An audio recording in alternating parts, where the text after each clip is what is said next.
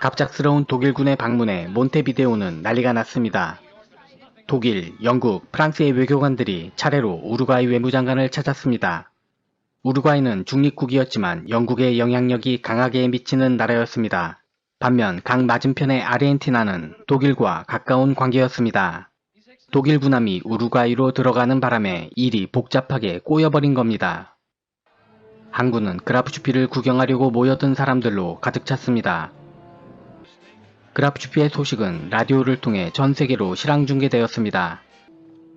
전사한 독일 수병들의 장례가 치러지는 가운데 포로들이 석방됩니다. 그라프슈피를 떠나기 전 도부 선장이 랑스도르프를 찾아 그간의 호의에 감사를 표합니다. 그라프슈피의 수리에는 최대 2주가 걸릴 것으로 예상되었지만 우루과이 당국이 허락한 시간은 고작 72시간 뿐이었습니다. 그라프슈피는 12월 17일 오후 8시까지는 몬테비데오 항구를 떠나야 했습니다. 하지만 의외로 하우드 제독은 그라프슈피가 조금 더 항구에 머물러 주기를 바랐습니다. 당장 그의 전력으로는 그라프슈피를 상대하기 버거웠기 때문입니다. 영국 함정들이 속속 몬테비데오로 모여들고 있었지만 가장 가까운 지원군조차 도착하는 데에는 5일 이상이나 걸렸습니다.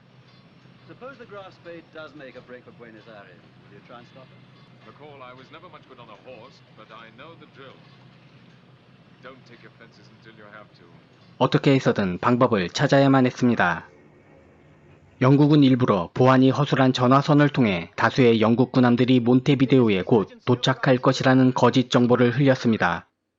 그리고 이 거짓말이 제대로 먹혔습니다.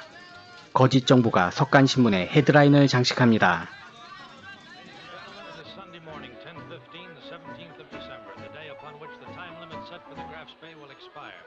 몬테비데오 항구에는 독일과 영국 해군의 대결을 구경하기 위해 30만의 인파가 몰려들었습니다. 랑스도르프에게는 3가지 선택지가 있었습니다. 이대로 항구에 주저앉아 우루과이에 억류되거나 영국의 포위망을 뚫고 공해로 달아나거나 아니면 좌초될 위험을 무릅쓰고 얕은 라플라타강 건너편의 부에노스아이레스로 향하는 것이었습니다. 물론 이때에도 영국군이 가만히 있지 않을 것입니다.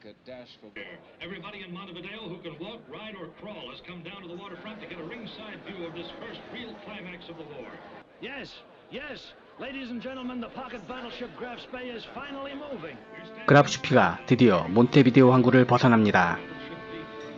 몬테비데오에서 5km 정도 벗어났을 무렵 그라프슈피는 모두가 지켜보는 가운데 정확히 1몰 시간에 맞추어 자침합니다.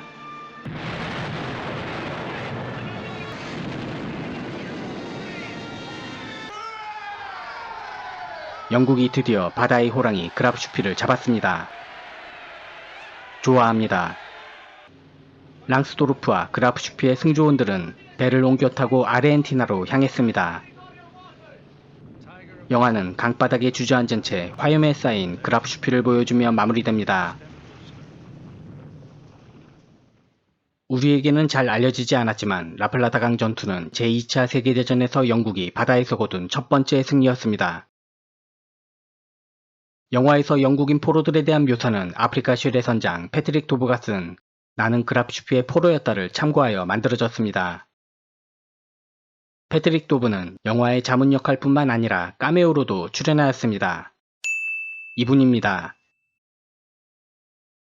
패트릭 도브 역은 버나드 리가 맡았습니다. 버나드 리는 007 시리즈의 M으로 오랜 기간 출연하셨던 분입니다. 초대 M이자 최장기 M이었습니다.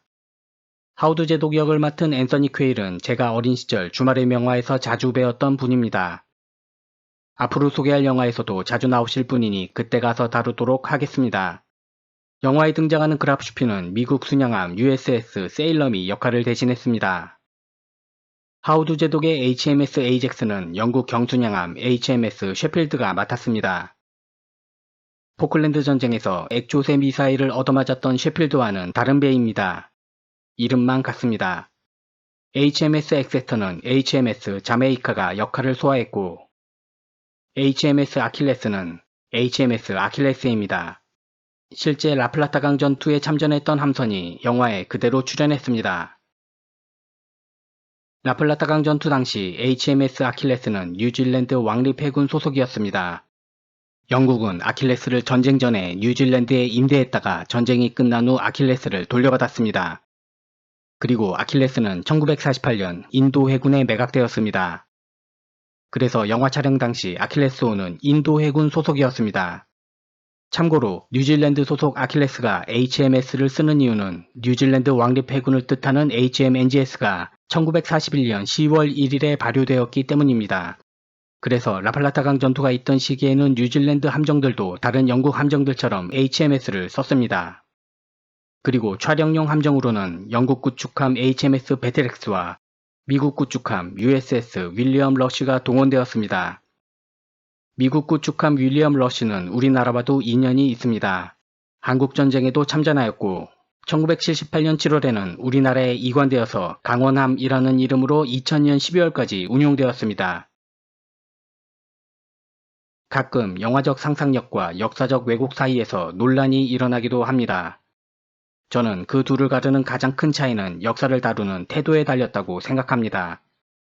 영화 라플라타강의 전투에서는 역사를 대하는 제작진들의 진지한 태도를 느낄 수 있었습니다. 비록 오래된 영화이지만 전쟁 영화 중 수작으로 평가받는 작품이니 한 번쯤 보시는 것도 괜찮을 것 같습니다.